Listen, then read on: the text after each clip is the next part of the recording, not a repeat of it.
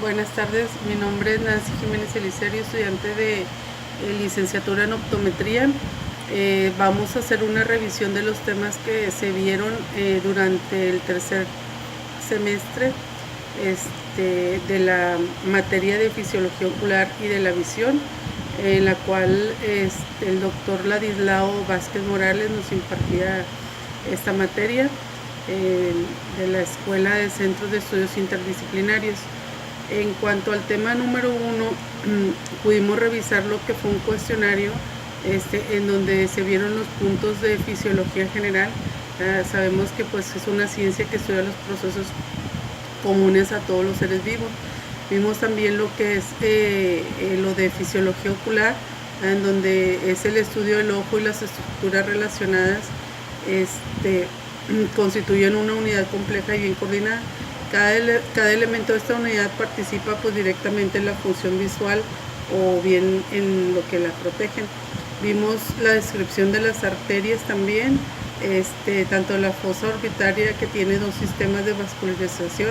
El principal pues lleva a cabo la mayor parte de la vascularización e irrigación y está constituido por la arteria carótida interna que irriga el cerebro. El segundo, en menor proporción, es de emergencia, constituido por la arteria carótida externa, que es la que se encarga de vascularizar la zona del rostro y cuello. También vimos lo que fueron algunos esquemas, algunos dibujos. Vimos la descripción de la red venosa, que tiene como ramas que corresponden a las arterias y se dividen en grupos superior e inferior, que se comunican para vaciarse en el seno cavernoso después de atravesar la hendidura orbitaria superior. También revisamos, aparte de lo de la red venosa, la vena oftálmica superior, que va aumentando de tamaño hasta llegar a los senos cavernosos. Vimos algunos esquemas de esta vena. Revisamos también cuáles son los vasoconstructores y vasodilatadores de la circulación sanguínea. Los vasoconstructores pues es un proceso en el que los vasos sanguíneos se contraen a través de un mecanismo muscular de los vasos sanguíneos. La vasodilatación pues es un proceso contrario a la vasoconstrucción, en la que los vasos sanguíneos reciben una influencia externa y estos aumentan de tamaño para formar una cavidad más hueca y permitir un mayor flujo de sangre. Vimos algunos dibujos de cómo se ve lo que es la vasoconstrucción y la vasodilatación. También revisamos 5 diferencias entre venas y arterias, entre las cuales pues las arterias transportan oxígeno, sangre oxigenada. El tejido pues está diseñado para facilitar un transporte más rápido. También otra de las características es que son con paredes más gruesas y resistentes, conducen la sangre del corazón al resto del cuerpo. Otra característica es la localización de las arterias es similar entre las personas. La localización más profunda y menor contracción conducen la sangre del corazón hacia el resto del cuerpo, y el color de la sangre de las arterias es de rojo brillante. Las paredes, pues ya lo mencioné, son gruesas y más resistentes. En cuanto a las venas, pues transportan sangre pobre en oxígeno y rica en dióxido de carbono. Una característica de las venas que hace diferencia es la capa muscular débil, conduce la sangre desde los capilares al corazón. Los vasos de alta capacidad contienen alrededor del 70% de volumen sanguíneo total. Su cantidad es mayor en el cuerpo y varía su localización entre las personas. La estructura más grande y forma irregular y no son tan elásticas, ¿verdad? Tienen válvulas en el interior que dificultan el retroceso de la sangre. Son utilizadas para inyecciones de medicamentos y su color es rojo más oscuro, a diferencia de las arterias, ¿verdad? Otra de las arterias que también revisamos son las que irrigan la cabeza y cuello. Los troncos arteriales de la cabeza y cuello son las carótidas primitivas y la subclavia, que tiene como orígenes diferentes. En cuanto al tronco de la carótida, pues tenemos lo que es la arteria carótida primitiva o carótidas comunes, el seno carotídeo y el corpúsculo intercarotídeo. Vimos algunos esquemas también de estas arterias. Mencionamos las divisiones de la arteria oftálmica,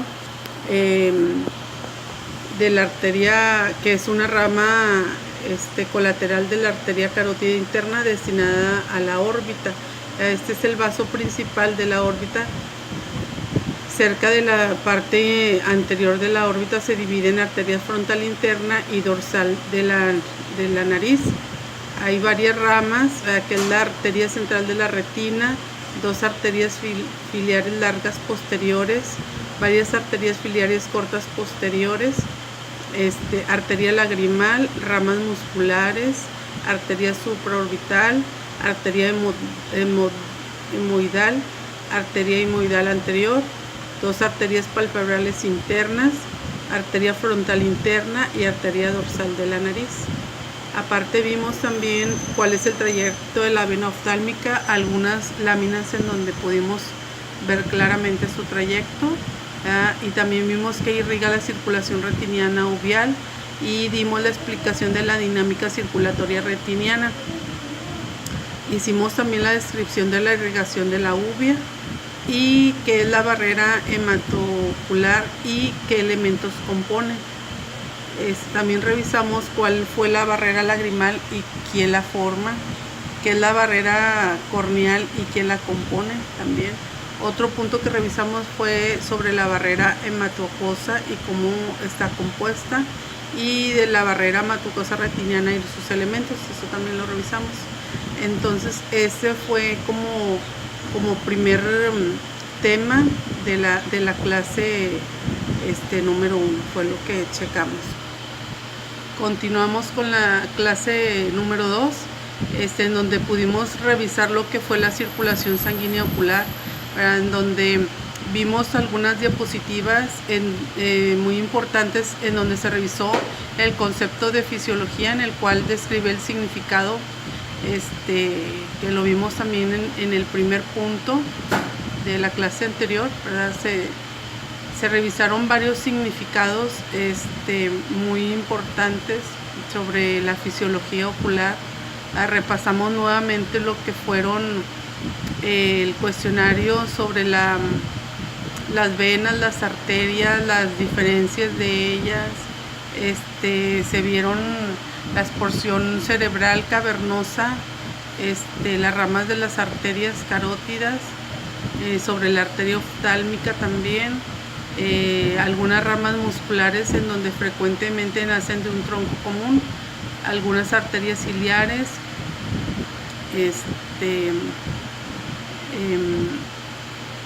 pues en general fue lo que se vio, la circulación retiniana. En cuanto a los capilares, como es lo de la retina, eso también ya lo hemos visto en repetidas ocasiones, la inervación de las arterias retiniales, sobre el drenaje linfático, el fondo de ojo con oftalmoscopía. Vimos lo del disco óptico, que es rosado debido a los numerosos capilares que contiene, más en la parte interna de la excavación. Vimos algunos vasos retiniales. Hablamos sobre la mácula, para que es una pequeña. En la clase 3 vamos a revisar lo que fue el tema de humor acuoso. Se vio lo que es la fisiología ocular, en donde el ojo sano, el flujo de humor acuoso en contra de la resistencia genera una presión intraocular de aproximadamente 15 milímetros. Es necesaria esta para la forma adecuada y las propiedades del globo ocular. También revisamos que nutre la córnea y el cristalino. El humor acuoso proporciona un medio de transporte incoloro de índice de refracción de 1.33332. El humor acuoso es un ultrafiltrado del plasma del estroma del cuerpo ciliar y lo secreta el epitelio de los procesos ciliares. Se secreta en la cámara posterior, de donde pasa a través de la pupila a la cámara anterior y se drena en el ángulo esclerocorneal. Su circulación térmica, existe flujo de convección del humor acuoso en la cámara anterior hacia abajo cerca de la córnea, donde la temperatura es más fría, y hacia arriba cerca del cristalino, donde la temperatura es más caliente. Vimos algunas láminas sobre el flujo del humor acuoso también. Vimos lo que es la fisiología de la formación del humor acuoso. También se revisó lo que es la bioquímica en la formación del humor acuoso, en donde se vio que es un proceso activo de la secreción del humor acuoso y está mediado por transporte selectivo de ciertos iones y sustancias a través de la membrana vasolateral. Otra de las bioquímicas de la formación del humor acuoso es que dos enzimas abundantemente presentes en esta están íntimamente involucrados en su proceso. La enzima proporciona la energía para la bomba metabólica que transporta sodio a la cámara posterior, y también se vio que la anhidrasa carbónica cataliza la reacción de la secuencia. En cuanto a la composición del humor acuoso, difiere en la composición del plasma, ya que es escasa en proteínas y tiene alta concentración de ascorbato. Se revisó también la barrera hematoacuosa, en donde los capilares de los procesos ciliares y coroides son fenestrados, pero hay uniones estrechas entre ellos y de los procesos ciliares, y en esta barrera efectiva para moléculas de intermedio alto peso molecular. En cuanto a también otro punto de la barrera hematoacuosa, con trauma, enfermedades o drogas, se induce la ruptura de esta barrera y los componentes del plasma. En cuanto al transporte activo, vienen siendo los procesos ciliares que poseen la habilidad de transportar activamente una variedad de componentes orgánicos e inorgánicos e iones fuera del ojo. Se vieron los puntos también de la farmacología y regulación de la formación del humor acuoso, en donde las terminales nerviosas simpáticas y parasimpáticas están presentes en el cuerpo ciliar, que provienen de rasma de los nervios ciliares posteriores largos y cortos. También vimos mecanismos colinérgicos. En general, las drogas colinérgicas causan vasodilatación en el segmento anterior, con incremento del flujo sanguíneo. Otro de los puntos también fue el drenaje del humor acuoso, ¿verdad? Vimos también que la entrada total del humor acuoso es aproximadamente de 2 microlitros por minuto, y la salida vía uveoescleral es de 0.3 microlitros por minuto. En cuanto al drenaje convencional, que es un mecanismo colinérgico, la raíz del iris se inserta en el músculo ciliar y la malla trabecular justo posterior del espolón escleral.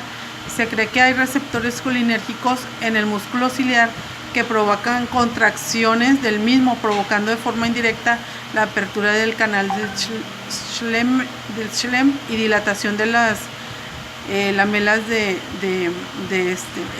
Otro de los mecanismos también se ha identificado terminales nerviosas, ¿verdad? Lo que sugiere la posibilidad que por sí sola tenga la habilidad de autorregular el drenaje del humor acuoso. Vimos también el mecanismo colinérgico, las alteraciones en la sensibilidad colinérgica del sistema de drenaje, también lo revisamos. Vimos algunos mecanismos de las prostaglandinas, ¿verdad?, que se han reportado incremento en el drenaje del humor acuoso por la vía uveoscleral, ¿verdad?, por relajación del músculo ciliar y también la remodelación de la matriz extracelular. El mecanismo de corticosteroides también se ha identificado que los glucocorticoides tópicos y sistémicos pueden inducir elevación de la presión intraocular en personas susceptibles.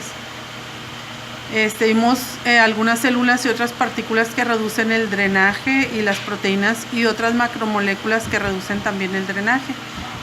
La composición del humor acuoso también se revisó. Está compuesto de agua, sólidos, glucosa, proteína, sodio, potasio, calcio, cloro, su pH y el tipo de osmolaridad. Vamos a revisar el tema 4, que se trata de los párpados. En este tema revisamos lo que fueron las funciones, que una de ellas es la protección del globo ocular. También contribuyen a la formación de la película labial contribuyen a la formación de la película lagrimal, también distribuyen la película lagrimal, colectan la lágrima y la expulsan hacia la vía lagrimal. Otra cosa que se revisó fue la posición normal palpebral en cuanto a la hendidura, que es de 10 a 12 milímetros, su borde superior es de 2 milímetros hasta el limbo y su borde inferior viene siendo el limbo. Se revisó lo que es la anatomía y la fisiología del párpado, ¿verdad? Revisamos también algunos músculos palpebrales, además también en cuanto al cierre de los párpados, que es por medio del parpadeo, que es un reflejo forzado y uno no forzado. Cuando los párpados tienen alguna situación de que no funcionan bien, se puede desarrollar lo que es la eversión del párpado inferior, que esto provoca un ojo seco, también epiforia y queratoconjuntivitis. Entre otros viene siendo también el entropión, que es la inversión del párpado inferior. Esto pues hay lagrimeo, conjuntivitis crónica y úlceras corneales. También se puede ver que se provocan los oftalmos, imposibilidad de locución completa y parálisis de algunos nervios. También hay retracción palpebral, en donde hay aumento de la hendidura palpebral, y como datos secundarios pues hay ojo seco, sensación del cuerpo extraño, lagrimeo, queratoconjuntivitis crónica y ulceración corneal. También puede presentarse la disticquiasis, doble fila de pestañas, que es una posición anómala de las pestañas. También hay una disfunción de las glándulas de megomio, que esto provoca una congestión de las glándulas, secreción espesa amarillenta, ojo seco y lágrima sucia. Otra cosa que revisamos fue lo de la conjuntiva, en donde la conjuntiva como función principal tenemos que es la protección, la inmunidad, hay una producción en la película lagrimal, hay absorción de medicamentos tópicos. También revisamos que hay tipos de conjuntiva tarsal, ¿verdad?, que es unida firmemente al tarso, la conjuntiva vulvar, que es una unión laxa a la cápsula de tenón, y la motilidad del globo ocular. En cuanto a la película lagrimal, esta está dividida en varias capas, que es la capa lipídica, la capa acuosa, la capa mucosa. También vimos lo que son las microvellosidades del epitelio, y en cuanto a algunas láminas en donde podemos observar las capas de la película lagrimal. En cuanto a las lágrimas de la conjuntiva, podemos ver que está compuesta por células calciformes, glándulas lagrimales accesorias. Vimos lo que son la flora normal de la conjuntiva y la flora anormal. ¿Cómo se define la conjuntiva? Pues es una respuesta inmune inespecífica. Vimos también que la conjuntiva es muy importante porque es una defensa esencial para la vascularización, la presencia de células que inician y participan en la respuesta inflamatoria, y también presenta células inmunocompetentes que provienen de los anticuerpos. En cuanto a la conjuntiva, pues podemos ver que si hay inflamación, hay una hiperemia conjuntival, que son mecanismos neurogénicos o sustancias vasoactivas, hay dilatación de los vasos conjuntivales y hay quemosis, o sea, edema. También hay inflamación conjuntival en los folículos, puede haber infección viral, en las papilas hay inflamación crónica, papilas en conjuntiva tarsal superior, y hay inflamación también en las membranas, en las pseudomembranas de la conjuntiva. En cuanto a una respuesta de la lesión, el epitelio conjuntival sana por migración celular y mitosis. El estroma cicatriza en 4 fases. Hay una respuesta a la lesión también en el estroma, donde se forma un coágulo de fibrina, proliferan fibroblastos capilares y migran células inflamatorias que degradan la fibrina. En cuanto a la fisiología ocular de la córnea, es una estructura ocular con la capacidad de refracción más importante. Esta es transparente y avascular. Tiene propiedades ópticas, ¿verdad?, de la córnea, como un diámetro de 11 a 12 milímetros horizontal y 9 a 11 milímetros vertical. Se vio la inervación, también el metabolismo, ¿verdad? La córnea, pues las propiedades ópticas dependen de la transparencia, regularidad de la superficie, forma e índice refractivo. El epitelio corneal también vimos que es epitelio plano, tiene un grosor de 5 a 7 células, recambio total pues de cada 7 días. La regularidad del epitelio es muy importante para la buena visión y las células basales se originan en las células madre. El epitelio corneal, pues las células superficiales tienen microvillosidades y un glucocáliz esencial para la estabilidad de la película lagrimal. Las células epiteliales secretan su membrana basal compuesta por colágeno, laminina, heparansulfato, provee una matriz en donde las células epiteliales pueden migrar. Tiene un papel muy importante en la regeneración epitelial. Vimos las capas de la córnea también, el estroma corneal, lo que es la capa de Bowman. Revisamos también algunas uniones intercelulares y la membrana de Semen, que es otro componente. Vimos algunas patologías, ¿verdad? Checamos lo que es el endotelio también. Y pues en general eso es lo que revisamos en este tema. En la clase 5 vimos lo que fue la acomodación, ¿verdad? Revisamos algunas literaturas de libros y manuales de optometría que nos pasó el doctor Ladislao, en donde menciona que la acomodación es el proceso o la capacidad en el cual el cristalino permite al ojo enfocar objetos cercanos, y esto nos permite realizar cambios dióptricos con la finalidad de obtener la visión nítida de objetos próximos. También checamos lo que este fenómeno pues se produce debido a que su estado relajado el ojo está preparado para enfocar objetos. La capacidad de acomodación ocular va disminuyendo con la edad, aunque no solo se advierte de forma manifiesta a partir de la cuarta o quinta década de la vida. Es un proceso en el cual el poder refractivo del cristalino aumenta por la contracción de los músculos ciliares. Normalmente este proceso una persona no presbita enfoca en la fobia la imagen de un objeto situado a una distancia próxima.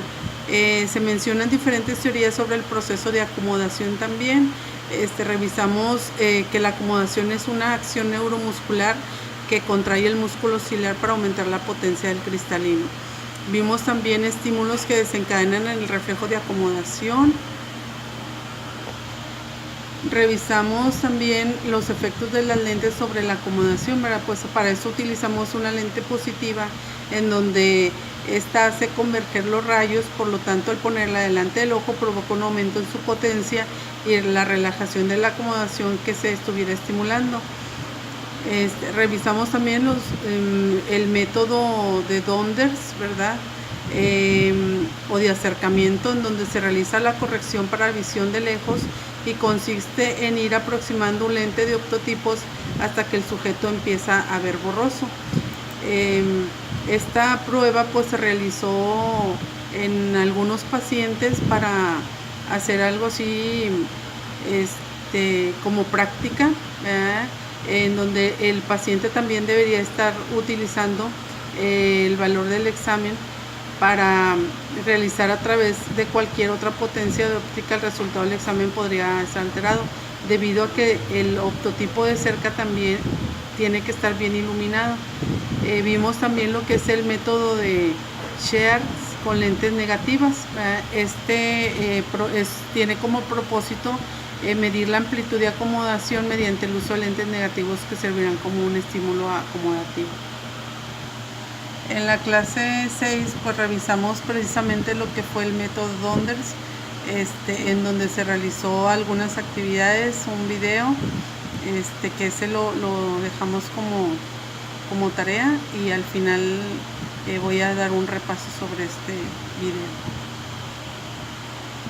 En cuanto a la clase 7, revisamos algunos capítulos de ciertos libros. Continuamos con la revisión de los temas. Vamos a ver el tema 7, en donde se vieron varios capítulos de unos libros que nos mandó el doctor Ladislao. Vimos lo que es el capítulo de los músculos extraoculares y leyes de la motilidad. Aquí revisamos a grandes rasgos referente al tema de los músculos extraoculares, en donde como primer punto revisamos la anatomía de la órbita de ejes y posiciones, en donde se menciona que en la órbita en su interior se encuentra el globo ocular, el nervio óptico y los músculos extraoculares. También vimos que en cuanto a la anatomía y funciones, los 6 músculos extraoculares están dispuestos en 6 pares más o menos antagónicos: el recto superior e inferior, recto medio y lateral, y oblicuo superior e inferior. En cuanto a su campo de acción de los músculos, es la posición de la mirada, en que dicho músculo es la principal del movimiento. En cuanto a la fisiología, los músculos extraoculares están formados por fibras estriadas. Su fuerza de contracción depende del número de unidades motoras. También vimos algún otro capítulo en donde checamos que los músculos, igual que el primero, adicional a esto, también habla sobre el desarrollo del músculo extraocular desde la etapa embrionaria, en donde se menciona que existen 2 teorías. Una de la primera pues sostiene que cada músculo proviene de 1 a 3 precursores diferentes, separados y en momentos distintos. El otro sostiene que los músculos extraoculares se desarrollan a la vez a partir de una única condensación mesenquimatosa, que después se divide en complejos mesodérmicos separados inferior y superior. Menciona además la fisiología de la musculatura exterior. En otros los capítulos también se revisa la rotación tridimensional del ojo, y en otros se revisa lo que es el control nervioso de los movimientos oculares. Esto es en cuanto a la clase. En la revisión del tema 8 vimos varios videos en donde se realizó un resumen. Como temas es la visión periférica de los movimientos sádicos. Vimos lo que es la alta definición, ¿verdad?, que es un pequeño punto en el centro de la visión, y el resto más o menos resolución. Todo se une creando una sola imagen nítida. Revisamos que los movimientos normales de los músculos oculares, cada uno de los músculos extraoculares debe ser coordinado junto con los demás músculos del mismo ojo, así como coordinados con los músculos colaterales. De esta forma, cuando queremos ver hacia arriba, el músculo que se contrae es el músculo recto superior. Por lo tanto, se tiene que relajar el músculo recto inferior. De esta misma forma se tiene que conjugar hacia arriba, hacia abajo, hacia la derecha, hacia la izquierda. El grado de complejidad es aún más cuando con ambos ojos, cuando sigues un objeto, las contracciones y relajaciones son múltiples, que tienen que ir coordinadas primero dentro del mismo ojo y van coordinadas con el ojo contralateral. Vimos también que los movimientos sádicos es cuando los ojos se mueven constantemente hasta 5 veces por segundo. Otro tema que revisamos fue la motilidad ocular con pruebas, ducción, que son los movimientos monoculares. Son los movimientos de un ojo en torno a los ejes horizontal, vertical y antero-posterior. Revisamos también algunas habilidades motoras, como son los sádicos, que son los movimientos que dirigen la mirada de un objeto a otro dentro del campo visual en el menor tiempo posible. Los sádicos de lectura, se evalúa la calidad de los movimientos sádicos finos que se efectúa durante la lectura. Asimismo, mediante esta prueba, detectarse problemas de aprendizaje en los niños. En cuanto a movimientos de seguimiento, son movimientos de los ojos sobre un objeto que se mueve. El seguimiento a la pelota son para valorarlos y entrenar los movimientos de seguimientos. Para eso se requiere pues una gran experiencia.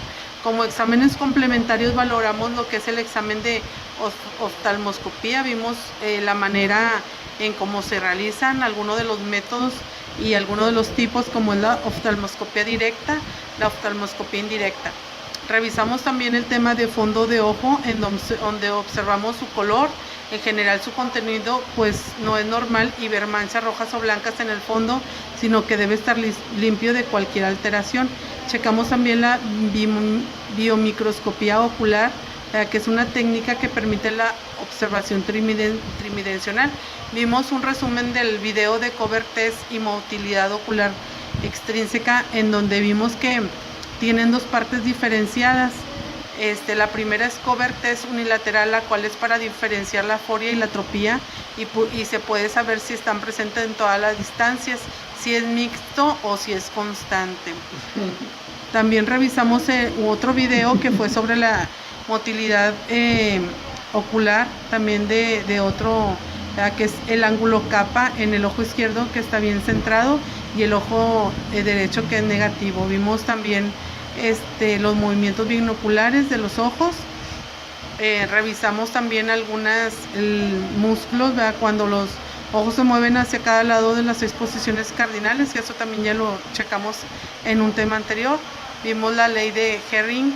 Durante cualquier movimiento conjugado de los ojos y los músculos son estimulados en forma similar y simultánea. El cover test, el paciente tiene una endotropía derecha, la cual puede intermitentemente o alteradamente el paciente, para efectos prácticos en donde no se debe ser si tiene una desviación, no se realiza. Eso fue lo que vimos en este capítulo 8. En el capítulo 9, que me tocó exponer a mí, vimos lo de percepción visual. Algunas de las cosas que revisamos fueron los fenómenos entópicos, que son aquellos que se refieren a las percepciones visuales que se originan en la estructura del ojo observador. Vimos que el primer tipo de fenómenos que se analiza son los originados por opacidades en los medios transparentes, lo que es la córnea, vítreo y cristalino. También las estructuras responsables de dichas imágenes pueden ser componentes anatómicos normales del ojo o imperfecciones patológicas como opacidades en los medios transparentes del ojo. Cuando se ilumina el fondo de ojo con una fuente de luz focal próxima al ojo del explorador, de a un metro aproximadamente del ojo explorado, parecerá que la pupila está llena de un brillo rojizo profundo. Este fenómeno se puede denominar reflejo del fondo y no se debe de confundir con las reacciones de la pupila mediadas por los nervios ante una estimulación retiniana. Las imperfecciones no siempre son opacidades que bloquean por completo el paso de la luz, sino que pueden deberse a diferentes variaciones locales del índice de refracción de los medios oculares. En cuanto al método estenopeico, permite visualización entópica de una serie de fenómenos patológicos y normales originados en la superficie anterior de la córnea en la película lagrimal. El método estenopeico, descrito para visualizar opacidades de la córnea y en la película de lágrimas, también permite mostrar con facilidades cualidades ópticas del cristalino. En cuanto a la exploración oftalmológica, revela una gran opacidad vítrea como una estructura en forma de disco que flota en la parte posterior del vitrio. La demostración más sorprendente de la falta de importancia de los efectos ópticos en las opacidades vítreas se da en los pacientes con hialosis esteroidea. Otra cosa que vimos fue la vascularización de la retina como figuras de Purkinje, en donde las arterias y venas retinianas se encuentran en capas internas. Dada su proximidad a los receptores, pueden arrojar sombras sobre ello. Otra también cosa que vimos fue la mancha de Maxwell, cuando se visualiza una superficie iluminada de forma regular a través de los filtros amarillos y azules alternantes. En cuanto a los fosfenos, que es un fenómeno caracterizado por la sensación de ver manchas luminosas que está causado por la estimulación mecánica, eléctrica o magnética de la retina o corteza visual. Otra cosa que vimos también en cuanto a la agudeza visual, se trata sin duda de la medida más importante de la integridad funciona del aparato biológico al que se dedican los profesionales en la asistencia ocular. Los procesos intermedios en la formación de la imagen óptica, como la refracción, la difracción, la absorción y la dispersión, son muy importantes para comprender lo que es la agudeza visual. En cuanto a los criterios de la agudeza visual, vimos que hay 3, que son mínimo visible, mínimo resoluble o agudeza visual ordinaria, y el mínimo discriminable. En cuanto a los factores que condicionan la agudeza visual, vimos que cuando un paciente tiene una agudeza visual normal, todos los elementos anatómicos, fisiológicos y ópticos estarán funcionando. Vimos también sobre la ambliopía, que es un trastorno en el que una agudeza visual disminuida del ojo no se asocia con ninguna alteración reconocible en la exploración. Eso fue lo que revisamos en este capítulo. Y vamos a revisar lo que es el capítulo 10 y 11, que Los dos coinciden con la realización de un foro solamente, en donde en el foro 10 el tema de la percepción visual, aquí revisamos los fenómenos entópicos, ¿verdad?, que son aquellos que se refieren a las percepciones visuales. Eso es parte de la revisión de unos capítulos en donde también las estructuras responsables de dichas imágenes pueden ser competentes anatómicos normales del ojo, imperfecciones patológicas. La mayor parte de las opacidades del vitrio se observan de forma entópica o son inocuas. Se habla también de la agudeza visual, que se trata sin duda una de las más importantes para las integridades funcionales, y cuando el paciente tiene una agudeza visual normal, todos los elementos anatómicos, fisiológicos y ópticos están funcionando a un rendimiento máximo o cerca del mismo, de forma que cualquier alteración en su función se traducirá en una disminución de la agudeza visual.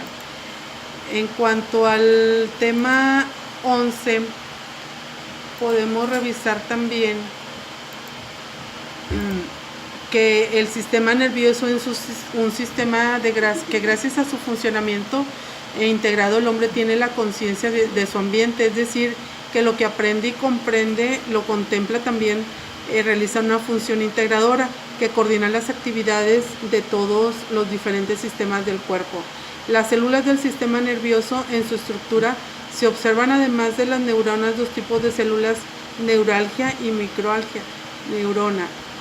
Las neuronas son células funcionales del tejido nervioso. Estas se interconectan formando redes de comunicación. Se revisó la transmisión del impulso nervioso de una neurona a otra o una célula electora no neuronal. Se revisaron los principios básicos de neurotransmisión, en donde menciona que el cuerpo neural produce ciertas enzimas que están implicadas en la síntesis de la mayoría de los neurotransmisores, actúan sobre determinada molécula precursoras captadas por la neurona para formar el neurotransmisor. Se revisaron los principales neurotransmisores, como son la serotonina, dopamina, endorfinas, adrenalina, noradrenalina, glutamato y acetilcolina. Se vio la clasificación de los neurotransmisores, como son las aminas, aminoácidos, purinas, gases, péptidos y ésteres. Se revisó la fotoquímica de la visión, en donde se dice que es el estudio de las transformaciones químicas provocadas o catalizadas por la emisión de la absorción de la luz visible de la radiación ultravioleta. Se dice que la retina es el último producto de la reacción fotoquímicas, que es la energía nerviosa. Se revisó sobre la estructura de la retina, la función de los conos y bastones, sobre el ciclo visual, rodopsina, retina y excitación de los bastones, así como la reducción de la señal luminosa. Eso fue lo que se vio en el capítulo 10. En cuanto al tema número 12, que lo dio nuestra compañera Brenda, es el fenómenos eléctricos de la retina, electroretinograma y respuestas gliales. Las pruebas de electrofisiología constituyen una forma objetiva de conocer el funcionamiento de la retina y resultan esenciales para identificar varias enfermedades hereditarias de la retina. Dentro de estas pruebas básicamente se considera el electroretinograma, el electrooculograma y los potenciales visuales evocados. En cuanto al electroretinograma, es el registro de la actividad eléctrica de la retina ante un estímulo. Estudia varios tipos de degeneraciones de la retina, toxicidad por medicamentos, valora el grado de isquemia de enfermedad vascular y la coroides. Vimos también los métodos de medida, como la pupila dilatada, adaptación a la oscuridad 30-45 minutos, iluminación de diferentes longitudes de onda. Vimos el procedimiento. Vimos también algunos tipos de electroretinogramas. También, en cuanto a las células gliales, son células de tejido nervioso donde actúan en funciones auxiliares complementando las neuronas, que son las principales responsables de la función nerviosa. Las células constituyen una matriz intraneural, en la que hay alguna gran variedad de células. El tipo celular más abundante en el sistema nervioso central son las células de glía, y su número excede de 10 a 50 veces al de las neuronas. La función, que es el soporte semejante al del papel del tejido conectivo en otros órganos, la remoción de productos de desecho en el metabolismo neuronal. Otra de las funciones es que guía para la migración neuronal durante el desarrollo y la función nutricional del neuronal. Hay grupos de células gliales, también hay clasificaciones topográficas, ¿verdad? Según la ubicación dentro del sistema nervioso, es una glial central y la glial periférica. Clasificación motor funcional también lo revisamos.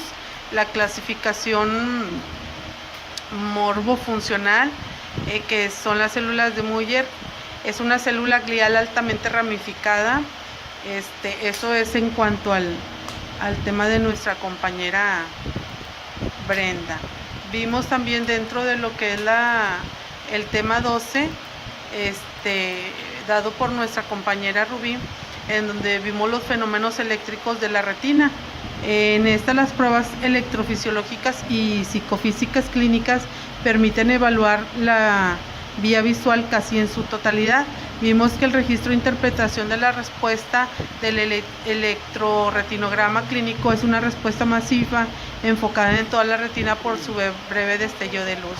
También las pruebas adaptadas a la oscuridad, revisamos algunas de sus características, y también otras pruebas adaptadas a la luz. La interpretación del electroretinograma evocado por un estímulo de campo completo mide la respuesta de toda la retina, pero las células retinianas están distribuidas de forma desigual. También revisamos el electrooculograma y sus respuestas, en donde el registro del potencial de reposo ocular depende fundamentalmente del estado funcional del epitelio pigmentario. Este potencial en reposo pues varía según las condiciones de iluminación, siempre que no esté alterado el complejo formado por el segmento externo del fotorreceptor. El epitelio pigmentario es una monocapa de células que están unidas por uniones estrechas cerca de la superficie apical. Estas uniones separan las membranas apical y basal del epitelio del pigmento. También revisamos dentro de este tema los usos y limitaciones del electrooculograma, en donde como herramienta clínica es que el origen y el significado de esta respuesta eléctrica no se entiende bien. Depende no solo de la integridad del epitelio pigmentario, sino también de la actividad de los fotorreceptores y posiblemente de la capa de la retina interior. Por lo tanto, no es una prueba útil para la mayoría de los trastornos en que la propia retina es significativamente dañada. En los potenciales corticales evocados vimos la potencial visual evocadas, en donde visualmente es una señal eléctrica generada por la corteza visual occipital en respuesta al estímulo de la retina, ya sea por flashes de luz o estímulos moderados. Aquí vimos también que el potencial evocados eléctricamente, las respuestas en el sistema visual pueden ser evocadas por estímulos mecánicos, eléctricos y así como por la luz. El paso de una pequeña corriente eléctrica breve a través del ojo genera una señal neural en la que se traslada a la corteza visual, provoca una sensación de luz. La respuesta cortical se registra de manera similar en la unidad y es un indicador de la integridad de la retina, así como de la vía visual. El uso clínico primario de la respuesta evocada es evaluar la condición y la capacidad de recuperación de los ojos traumatizados con hemorragia y posible desprendimiento de retina, ¿verdad? En donde en el electroretinograma el flash brillante pues no lo puede registrar. Esto fue lo que se vio en el tema 12 de mis compañeras. Voy a mencionar el capítulo 13, en donde mi compañero Darío dio el tema sobre el proceso de información visual en la retina, en donde menciona que está formado por diversos tipos de células y la activación del receptor cono o bastón genera estímulos que llegan a las ganglionares a través de las células bipolares horizontales y amacrinas, las cuales permiten pensar que se puede crear circuitos diversos con vías de excitación o inhibición. Revisamos las vías polares, en donde las células bipolares de la retina se trata de neuronas que disponen de dos terminaciones dendritas y un axón.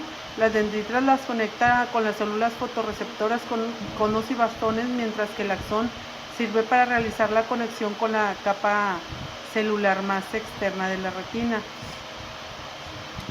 Vimos algunas diferencias entre axones y dendritas, las funciones,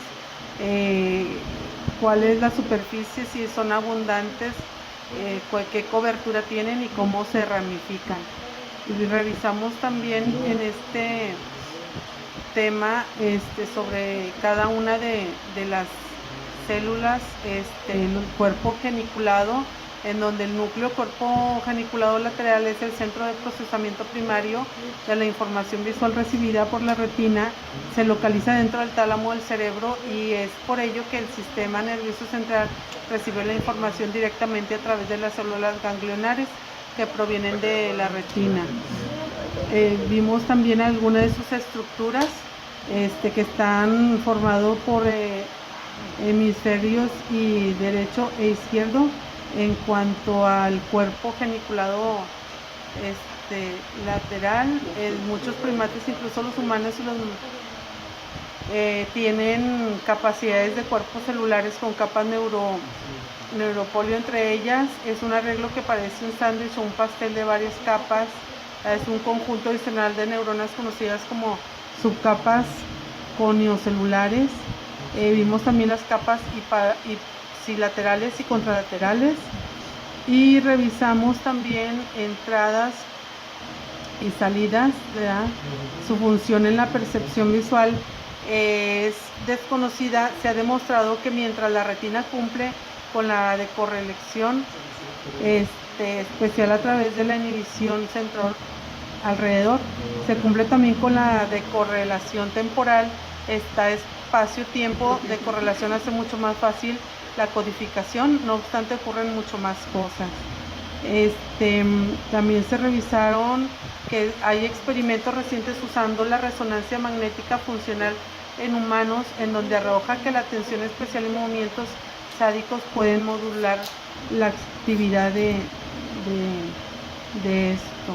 Vimos también en cuanto al proceso visual una presentación realizada por nuestro compañero Carlos Esquivias, en donde menciona él que la retina es parte importante de convertir la formación relevante de la imagen del entorno o impulsos nerviosos al cerebro para decodificar el análisis. Vimos la fisiología de la retina, también que está formada por las 10 capas, y también los tipos de células retiniales que la forman. Vimos también un dato interesante, que la degeneración que este nervio óptico es la causa del glaucoma, conjunto hasta 60 enfermedades oculares y primera causa de ceguera irreversible en el mundo. Por eso es muy importante pues cuidarlo de la retina, ¿verdad? En general eso fue lo que se vio en este capítulo 13. En cuanto al capítulo 14, vimos que Arturo nos mencionó sobre la agudeza visual y adaptación visual. Vimos que la agudeza visual es la capacidad que tiene el ojo de percibir como separados dos puntos en el espacio, y revisamos también algunos puntos de la agudeza visual que se mide midiendo la distancia a la que se puede discriminar las letras o símbolos que aparecen en unas tablas denominadas optotipos. Vimos la distancia. Vimos que la agudeza visual se ve influenciada por factores como la edad, la iluminancia, el contraste y el color de la luz. También revisamos las causas, que son procesos infecciosos maternos durante el primer trimestre, la euticemia. Esos son los factores que afectan la agudeza visual, como la iluminación, color, contraste, tiempo de exposición, distancia de los optotipos, ametropías y tipos de optotipos. Revisamos también alguna clasificación funcional, y que en cuanto al sistema visual hay bases fisiológicas del sistema visual en el globo ocular, la etiología de la deficiencia visual, hay algunas alteraciones en la baja agudeza visual.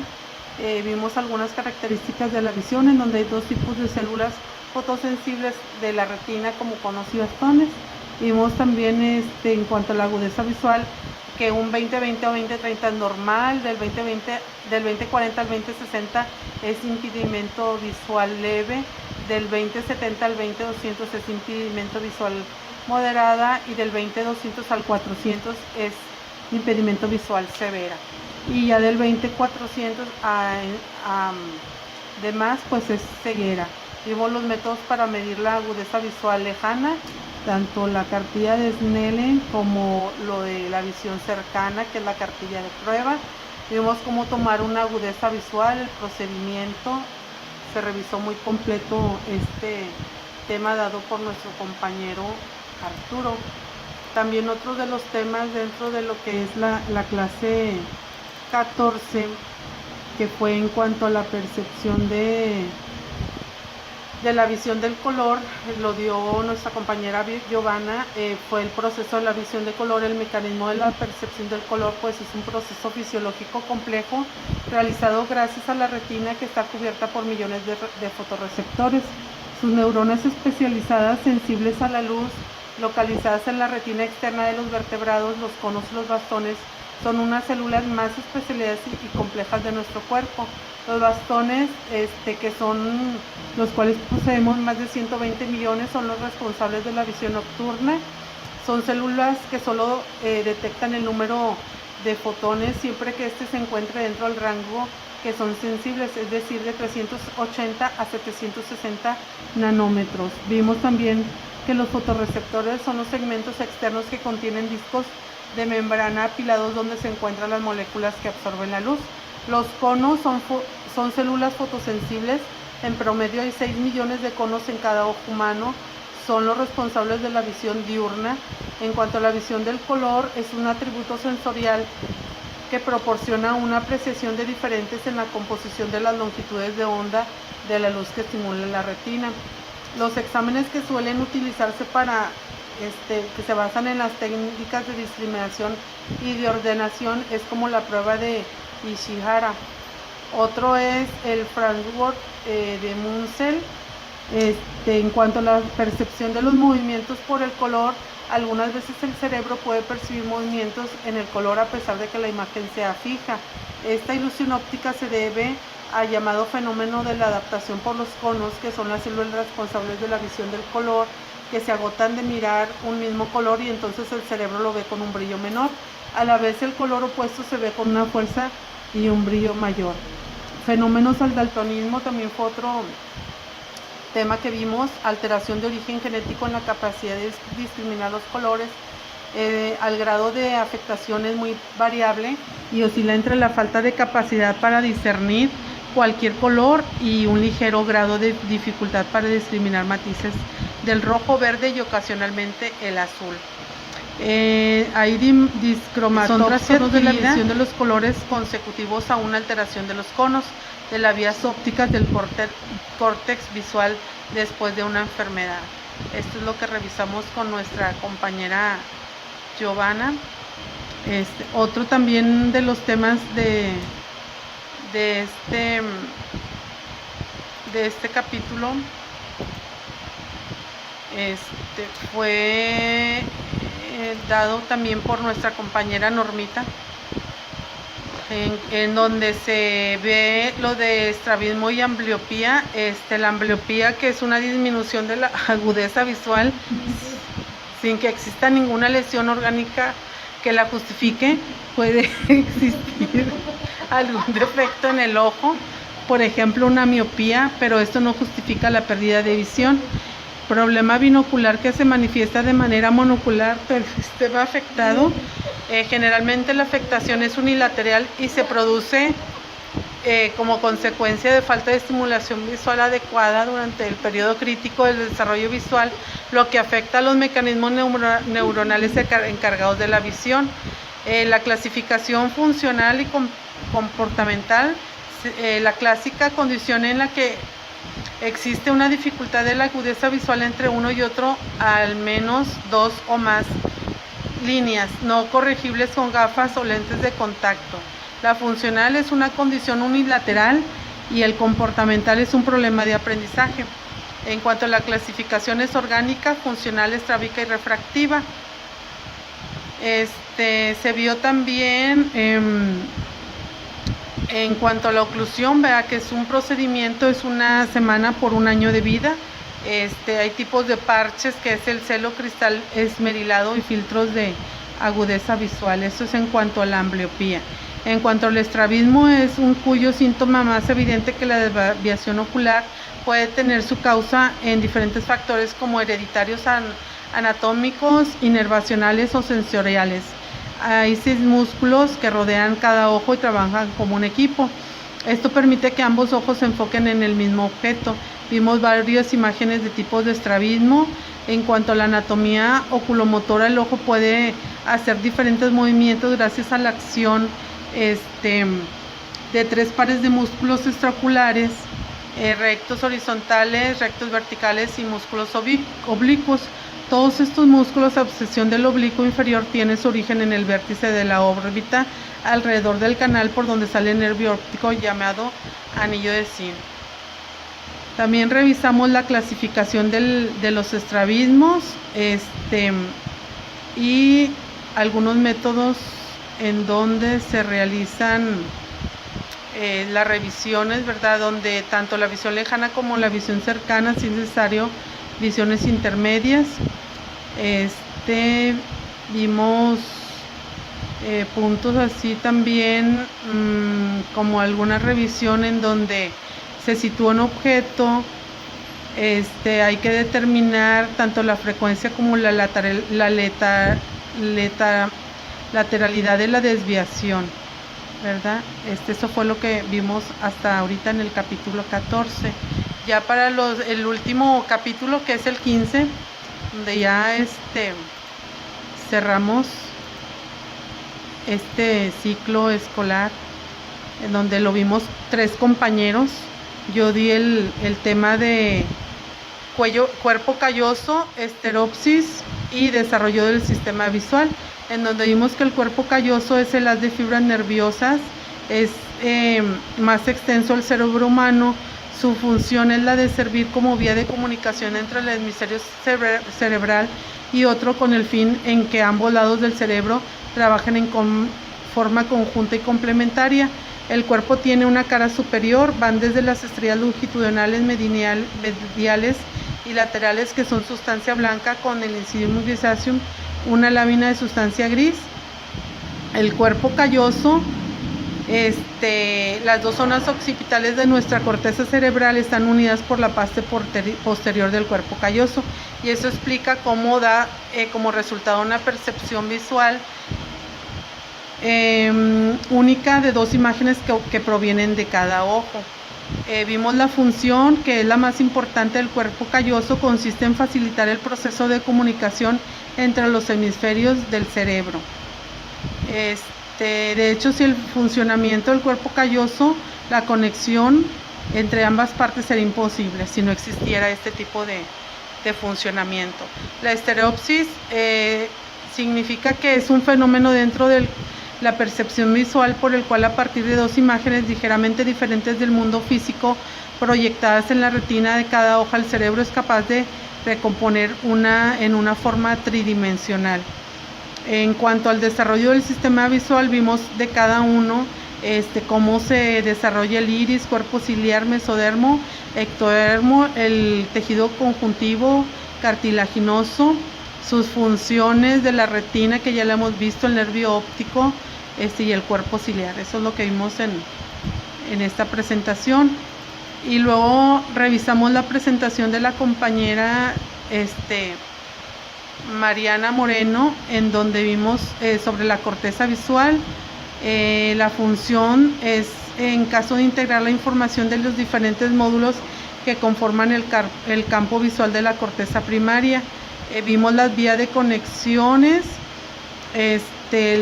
La corteza visual asociativa presenta una distribución por áreas, en donde cada una de ellas se encarga de analizar una característica concreta del campo visual, en este caso como por ejemplo el color, el movimiento y la orientación. Eso fue en general lo que vimos con nuestra compañera Mariana. Y ya por último vimos con nuestra compañera Lorena lo que es la arquitectura de lo que es la función de la corteza visual. La corteza visual corresponde al lugar del cerebro en donde en el cual desembocan las fibras provenientes del núcleo geniculado lateral y otras áreas que ayudan en el reconocimiento de esta información. La primera corresponde al área número 17, corteza visual primaria, y vimos también varias laminillas en donde nos mostraban la anatomía, ¿verdad? Y la función principal pues de estas áreas es funcionar la información que viene de ambos ojos y analizar la información respecto a la orientación de los estímulos del campo visual. Vimos también en cuanto a la corteza visual secundaria, la función es reconocer imágenes y apreciar su significado, orientación, localización, percepción de las cosas. En cuanto si hay alguna lesión, produce incapacidades para reconocer los objetos, afecciones que reciben el nombre angiosis visual. En general, es todo lo que se revisó en este semestre. Pues damos las gracias al doctor Ladislao por sus conocimientos, su apoyo y pues realmente sí aprendimos mucho y queremos agradecer ampliamente que nos haya facilitado sus conocimientos. Gracias y pues gracias por todo, maestra. Hacer lo que es la valoración con el método de rondas para poder medir lo que es la amplitud de acomodación. Vamos a necesitar lo que es un autotipo, en este caso lo que es la cartilla de prueba, lo que es el armazón de prueba y una regla para medir la distancia. Vamos a colocarle el armazón al paciente y explicarle lo que se va a realizar. Vamos a colocar la cartilla de prueba, la vas a tomar con tu mano, vamos a valorar primeramente lo que es el ojo derecho, vas a leer lo que son las letras más pequeñas, la vas a ir acercando y en donde se vea borroso, que ya no lo puedes leer, la vas a detener sin retirarlo para poder medir la distancia. Empezamos. En muchas partes del mundo se ve la belleza de la naturaleza, en un grado de desarrollo más grande en el reino vegetal y animal, como las montañas vírgenes de la Sierra de Andes. Ahí, muy bien, no lo retires, nada más permíteme para hacer la medición. Aquí nos está midiendo 10 centímetros de distancia, que esto equivale, es la división de 100 entre la distancia, que nos equivale a 10 centímetros para el ojo derecho. Vamos a repetir la prueba con el ojo izquierdo, igualmente empieces a leer y donde tú veas borroso vas a detener la medición. En pocas partes del mundo se ve la belleza de la naturaleza, en un grado de desarrollo más grande en el reino vegetal, como las montañas vírgenes de la cordillera de los Andes, desde donde se ve. Cuando sientes de borroso y detenga la medición. Ahí, ¿ya no ves nada? Bueno, aquí la distancia la estamos tomando por 9 centímetros, que si hacemos la división, pues obtendríamos una valoración de 9.09. Eso significa que en su ojo derecho tiene 10 centímetros de distancia y en el ojo izquierdo 9 como dioptría. Ahí es como se sacan las dioptrías de la distancia de trabajo a través de este método. Continuamos con otra paciente para hacer la valoración de amplitud de acomodación, pues sabemos que es utilizado como terapia pues para trabajar lo que es precisamente este punto de la acomodación. Vamos a pedirle a la paciente que se coloque sus lentes de prueba. Le explicamos el procedimiento. Vas a tratar de leer lo que es la letra más pequeña y la vas a ir acercando, y donde se te borre, que ya no veas nítido, me vas a decir para hacer la medición. En pocas partes del mundo se ve la belleza de la naturaleza, en un reino vegetal y animal. Ahí ya lo ves clarito. Muy bien. Ahora gírale un poquito hacia allá para poder hacer la medición. Ahí hacemos la medición. Nos da una distancia de 12 centímetros. Estos 12 centímetros los vamos a hacer la conversión de 100 entre 12. Nos da una amplitud de acomodación de 8.33, que equivale a 8.25 para el ojo derecho. Ojo derecho. Ahora vamos a hacer la misma prueba con el otro ojo, el mismo procedimiento, si gustas empezar a leer.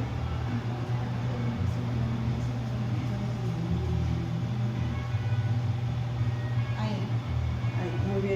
Nuevamente vamos a hacer la medición. Nos da una distancia de 12 también, de 12 centímetros, que equivale a 8.33, son 8.25 para ambos ojos. Esa es la distancia medido ya en dioptrías, 8.25. Continuamos con otro paciente que nos va a hacer el favor de apoyarnos con la medición de la amplitud de acomodación. Se le explica el procedimiento también. Se va a colocar estos lentes de prueba. Vamos a hacer la lectura de las letras más pequeñas y cuando se las va a ir acercando, y cuando usted ya las vea borrositas, pues me va a decir, las va a detener sin retirar la cartilla. Si gusta empezar a leer, vamos acercando. En pocas partes del mundo se ve la belleza de la naturaleza, en un grado de desarrollo más grande en el reino vegetal y animal, como Ahí ya no ves claro. Vamos a hacer la medición. Estamos hablando de 12 centímetros para el ojo izquierdo. Para el ojo derecho, 12 centímetros, que equivale a 8.33. Estamos hablando de una distancia en dioptría de 8.25. El mismo procedimiento lo vamos a hacer con el ojo izquierdo. Concluimos el ojo izquierdo. Vamos a empezar a leer y acercar hasta que ya pierda la nitidez, me avisa y la detiene. en un grado de desarrollo más grande en el reino vegetal y animal, como las montañas vírgenes de las cordilleras de los Andes, desde donde se desprenden las... Ahí ya no ves. Muy bien, deténlo. A ver, síguele. Dice, los árboles gigantes con sus hojas, que una primavera eterna conserva siempre verdes hasta ahí. Hasta ahí, muy bien. Vamos a hacer la medición. Ahí estamos midiendo 10 centímetros de distancia, que equivale a 10 dioptrías, sería para el ojo izquierdo 10 dioptrías. ¿Verdad? Esto pues es para hacer la medición de amplitud de acomodación. Sería todo. Muchas gracias. Continuamos con el siguiente paciente. Vamos a pedirle que de la cartilla a nivel de así, vas a ir leyendo lo más chiquito y vas acercando la cartilla, y cuando veas falta de nitidez me dices, o que se vea borroso, que no lo puedas leer, ¿sí? Vamos a colocarle los lentes de prueba, ocluyendo el ojo izquierdo primero. A ver, empezamos, hijo. En pocas partes del mundo se ve la belleza de la naturaleza. Donde ya no alcanzas a leer, me dices. Sin retirar. Ahí ya no lo ves claro, ¿seguro? Vamos a hacer la medición. Mide 9 centímetros de distancia para el ojo derecho. Vamos a ocluir el ojo izquierdo y hacemos la conversión. 100 entre 9. Estamos hablando de 11.11, que equivalen a 11 dioptrías para el ojo derecho. Muy bien, vamos a hacer el mismo ejercicio con el ojo izquierdo. A ver, vas a empezar a leer las más chiquitas igualmente, vas a ir acercando hasta que ya no leas claro, me dices, ahí lo detienes sin retirar. En pocas partes del mundo se ve la belleza de la naturaleza, en grado de desarrollo más grande. Ahí, vamos a hacer la medición. Un poquito más para allá. Serían 10 centímetros. Estamos hablando que para el ojo izquierdo equivale a una distancia de 10 dioptrías para la amplitud de acomodación. Muy bien, muchas gracias. Vamos a continuar con la valoración con el método de Donders, en donde igualmente vamos a explicarle a la paciente lo que se le va a realizar. Va a ser una pequeña valoración.